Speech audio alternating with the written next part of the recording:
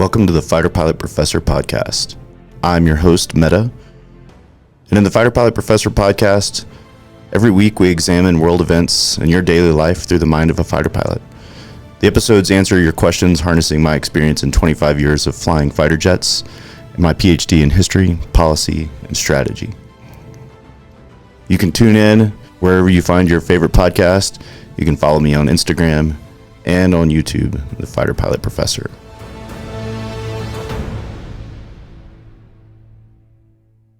All right, welcome back to a new season of the Fighter Pilot Professor. I am your host, Meta. Super excited to be here, back from a little, we'll call it sabbatical, as we say in the academic biz.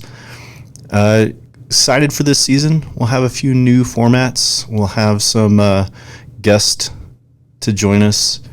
But as always, we will be answering your questions, big and small, on world events and how to go about your day through the lens of a fighter pilot. I'm really excited for this. As always, you can like us and follow us at YouTube and Instagram, Fighter Pilot Professor. We'll jump right in.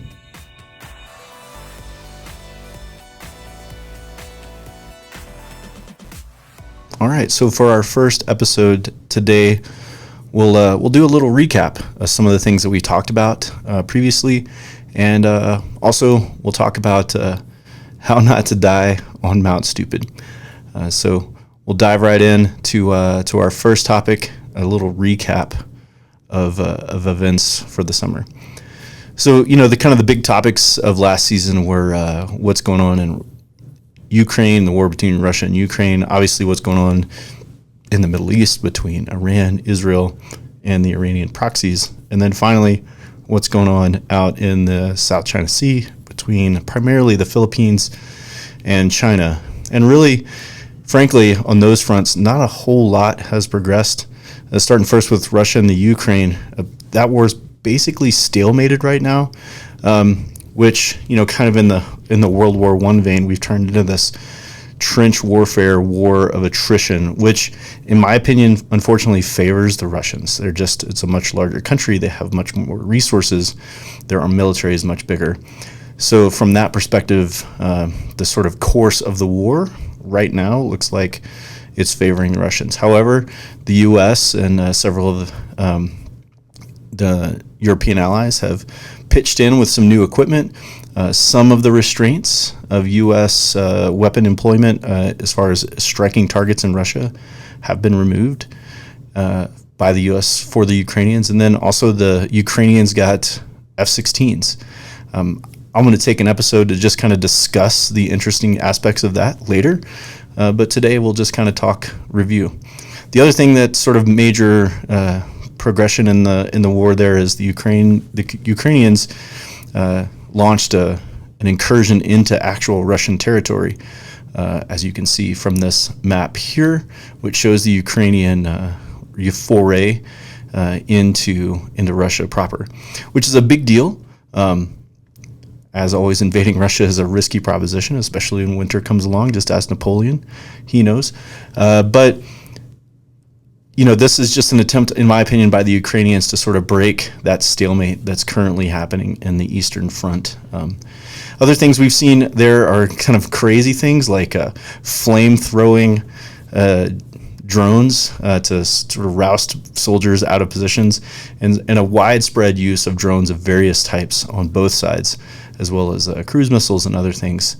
And we see now this sort of war of attrition, trench warfare, stagnated front taking hold, or it's really already taken hold of the war. So although there's not a lot of progress in the war per se, there's some interesting small developments, and I'll take a few episodes to sort of delve into a couple of those things. Meanwhile, over in the Middle East, with the Israelis and the Iranians, obviously the war in Gaza persists without a lot of breakthrough, unfortunately, and it's costly for both the Palestinians and for the Israelis in lives and money and etc. There's been obviously several incidents where the Iranians struck back, and those attacks were stopped by Israelis, U.S. and other allies, and But for now, again, we've kind of settled into this sort of steady stalemate. U.S. Forces have largely been sort of stood down. The threat from the Houthis and other Iranian proxy groups like Hamas and Hezbollah remain, but for the most part, this continues to be sort of a grinding air and ground campaign by the Israelis to sort of clear out Gaza. Unfortunately, that brings, because Gaza is a very densely populated part of the world, it brings a lot of civilian casualties. So we'll kind of keep an eye on that. If any sort of big breakthroughs happen, I'll run some episodes on that. But for now, we're just sort of watching. Similarly, out in the South China Sea, we got China and the Philippines still stalemated over the various islands that both of them have claims to. The biggest escalation that occurred over the summer was, and it's happened a couple of times now, Chinese and Filipino vessels of various types running into each other, which is a big deal. You know, two ships running into each other can lead to escalation in very real military ways. But so far, it's sort of stayed quiet. Both sides point fingers at each other, which is not unusual for these types of incidents. But still, it remains tense, although no real action on either side other than the sort of like status quo of tension that remains. So again, we'll keep an eye on that, and if anything bubbles up, I'll let you know. So that's what happened this summer. We'll keep an eye on the events. I'll update some of the Russia-Ukraine things with little interesting tidbits in separate episodes. But for now, just keep tuning in on YouTube or on Instagram, Fighter Pilot Professor, or wherever you get your podcasts.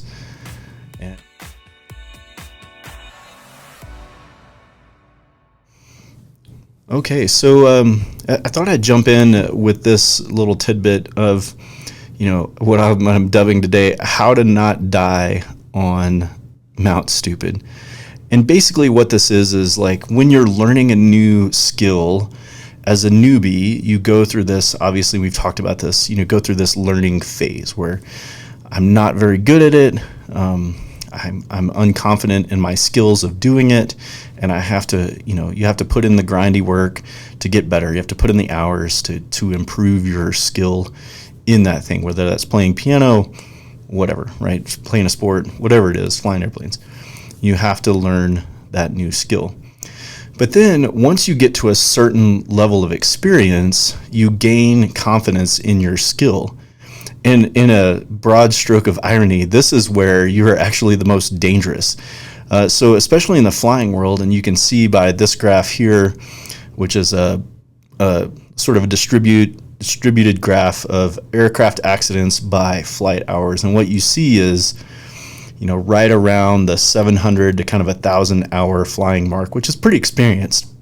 But what we see is a spike in aircraft accidents. And that seems sort of counterintuitive because you would expect aircraft accidents to happen in the newbie realm, right? This sort of 0 hour to 100 hour realm. And that's actually not the case. It really ramps up in that semi-mid experience, early mid experience level.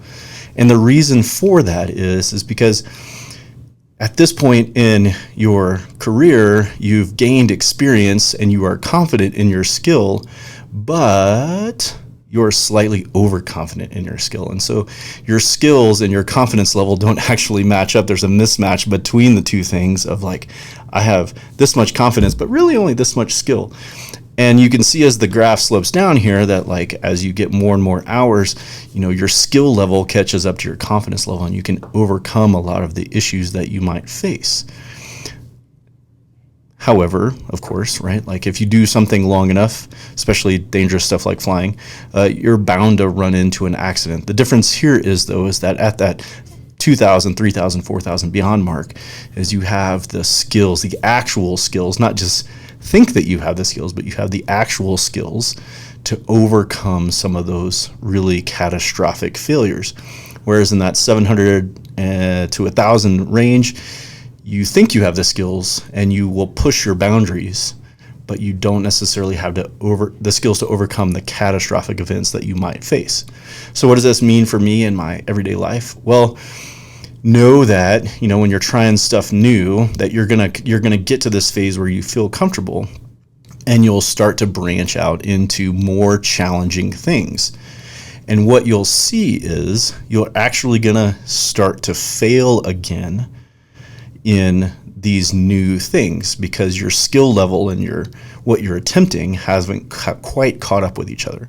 I'll use the example of learning to play music, right? If you learn to play the piano or the guitar, for example, right? Like at first, when you're first learning, you may try very simple songs with very simple chord progressions or whatever, and that might give you just like the basis for your learning. And then as you grow in your skill and confidence, you will choose more and more difficult songs to learn.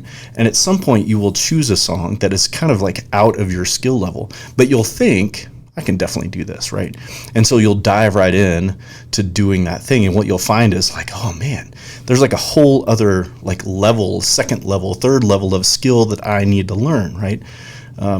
And that applies to a wide range of events, be that sporting events or whatever, right? So what does that mean? Like, what do I do about that, right? Well, the one thing is like in places where like life and limb are not on the line, right?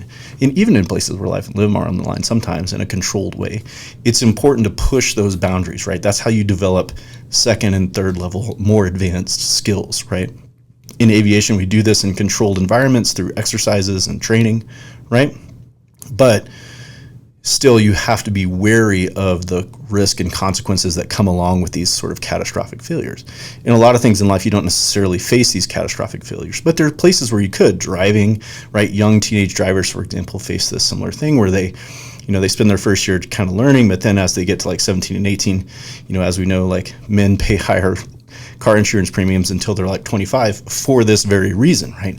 And then at this point, they kind of chill out. They learn they know what they don't know, right? And they learn their limits. But you have to kind of push the boundaries to learn your limits. So what do I do? Like if I'm doing stuff like learning music or whatever, maybe that pushing boundaries is good, but I have to recognize that, hey, there's going to be instances where I might fail, and I might fail catastrophically at learning these very difficult new pieces. In other parts of my life where things, or the risks are higher, mountain climbing, driving, riding motorcycle, whatever it is that you do, right? Recognize that once I get some experience level, that I'm actually entering a very dangerous phase of where my skills and my confidence don't necessarily match up. And so I can find ways to push my skills, like, for example, going out with more experienced riders or climbers or whatever, skiers, for example, right? And I can get them to help me, right? I can get instruction or further instruction, more advanced instruction to learn more advanced skills, and then I can feel a little more comfortable. But in all cases, right, I need to do that in a controlled way and recognize that I'm actually entering a very dangerous, part of the world. Obviously, the consequences are not in all cases as dire as they might be in aviation, but nevertheless, they do exist. So, keep pushing those boundaries, do so safely if you're doing things that might risk life and limb, but know that, hey, I'm going to find that learning curve again once I've kind of mastered the basic skills.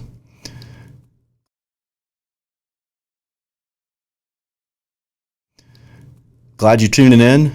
Follow me on YouTube, on Instagram, Fighter Pilot Professor, and shoot me your questions when you get a chance. Have a good one.